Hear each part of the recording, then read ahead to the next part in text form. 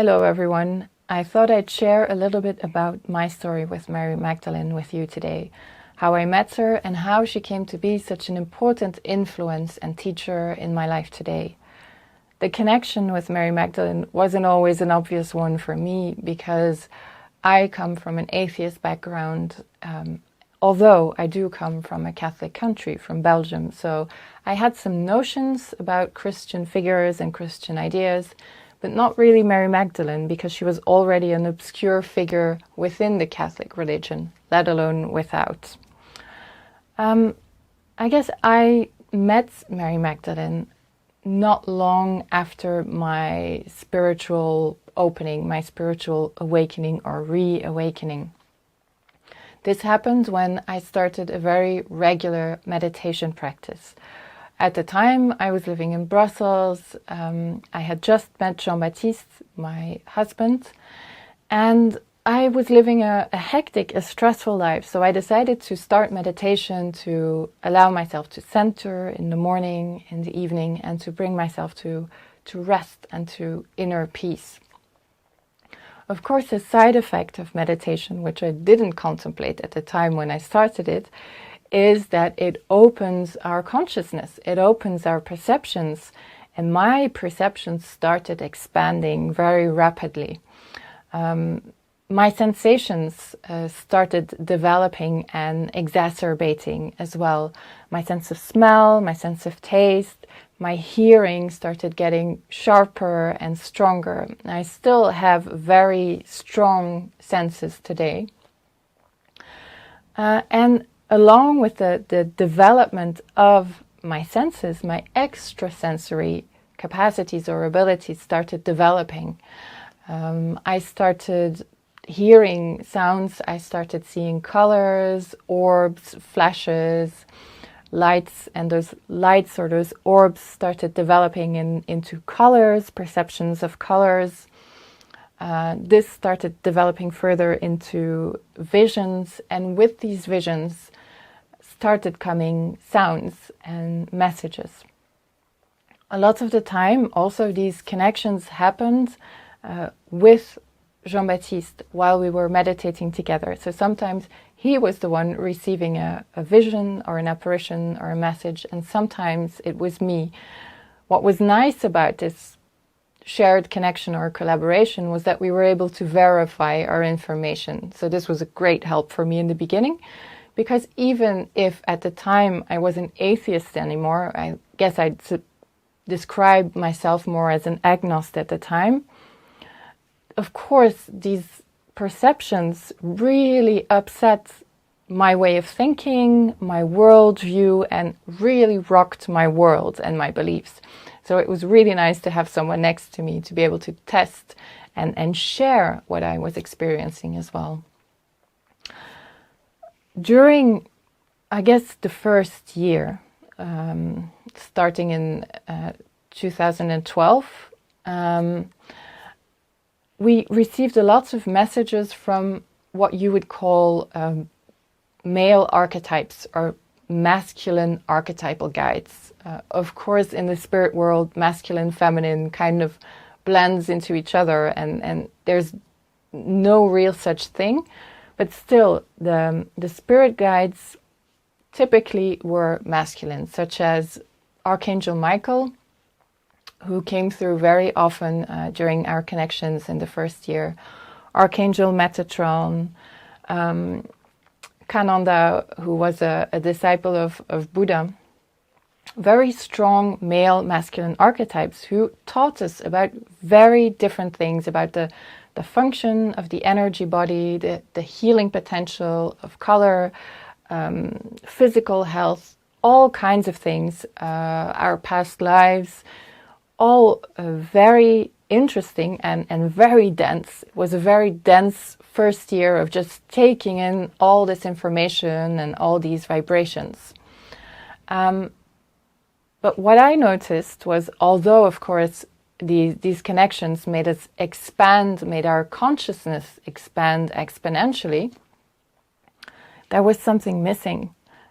I felt that a lot of this information stayed on an intellectual level for me, and that I wasn't able to embody the information. I wasn't able to take the energy into my body and to really experience it in my daily life, in my incarnation. Until one night, we did what we usually did. We sat on our meditation pillow, we started meditating, and a spirit guide came through. Very different than the other energies we had experienced until then, and this guide introduced herself as Mary Magdalene. Now, this was really a very powerful experience for me. What it felt like for me was that inside of my body, she kind of opened the vaults of all of the chakras. And she was the missing link. She was the key that allowed me to really embody, to distill, to take all the information of the year prior to that into my body and to really start to embody these teachings and this energy. From that point on, from that night on, she appeared more and more often, and she really allowed me as well as a woman to reconcile myself with spirituality, because what I hadn't noticed inside of myself was that there was part of me was obstructing my path to spirituality, to spiritual awakening, because I so associated it with the patriarchal religious structures and the omission of the feminine within these structures. So her presence was really very important for me, and it's what I notice with other women as well today. And then over the years, she became more and more present. Well, at the beginning, I thought she was just one of the many spirit guides. She really became the most important guide and the voice that is guiding me in all my decisions today. For example, the druid who initiated Jean-Baptiste and me, the druid from Brittany, had a very strong connection to Mary Magdalene. But of course, we only discovered this after he passed away. The sacred spring, where we celebrated our Druid marriage ceremony, was a sacred spring dedicated to Mary Magdalene. Again, this was something that we discovered after our wedding. I started seeing her influence in very unexpected corners and events of my life. Her presence really amplified.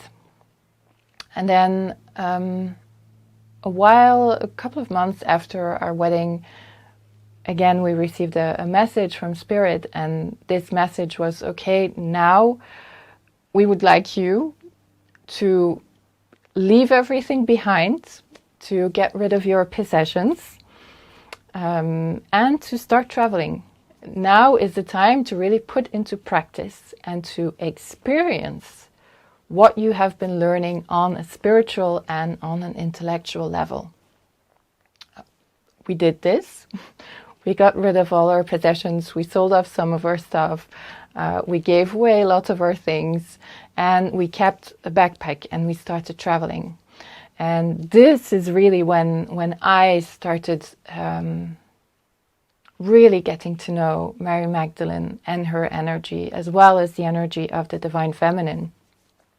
What she taught me on this trip that lasted 2 years, where we traveled to different sacred sites on the planet, and really we followed our hearts, we followed our intuition. We had no plan, we had no idea of what we were going to do, and we just followed our intuition and our inner guidance.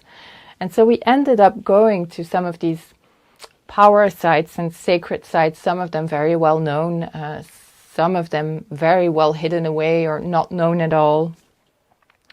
And what Mary Magdalene allowed me to do was really to connect to the energy of the land, of these places, and to learn the language of the land, to really become one with the energy of a place, one with the energy of the land, and to weave my energy together with the energy of the land.